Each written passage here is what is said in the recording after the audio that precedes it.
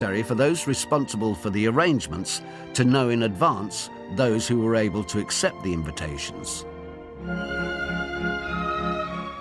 This gave me a measure of immense personal satisfaction, and more so when I received the document showing the Earl Marshal has it in command from the Queen to invite Mr. Walter Thompson to be present at the Cathedral of St. Paul in London on occasion of the state funeral shortly to be held there. This document is one of my treasured possessions.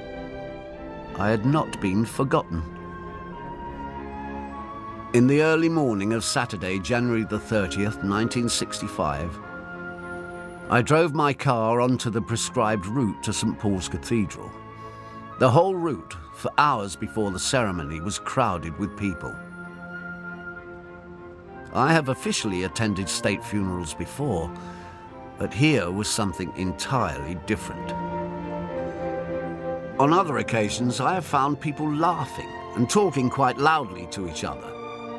But here was the most uncanny silence over the 1.5 miles I had to traverse to reach the cathedral.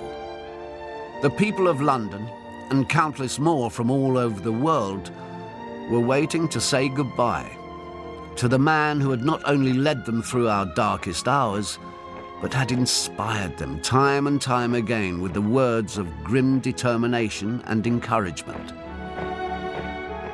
At this strangely silent time, the hearts of all were combined in remembering him, as they had been joined together in following him when the war clouds hung so heavily over the world.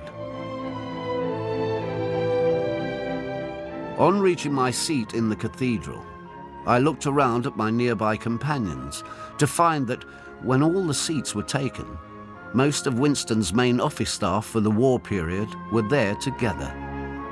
It was a significant feeling at the end to be with those who had carried the burden of the war years with Sir Winston. The arrangements were so well organised that everyone in the vast congregation was able to see through television monitors spread around the cathedral the whole funeral procession from Westminster to St. Paul's, even in the building itself. The dignified and immensely moving service drew towards its close, and for me, the most impressive moments came when Handel's Dead March was played as the coffin was slowly carried the length of the cathedral, from the altar to the open doors.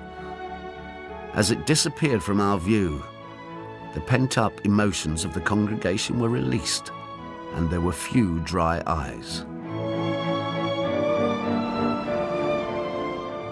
The coffin was taken in slow procession to the waterside, and as it was piped on board the waiting boat to sail down the Thames, a wonderful gesture was made, as the innumerable cranes on both sides of the river were slowly lowered in a spontaneous salute.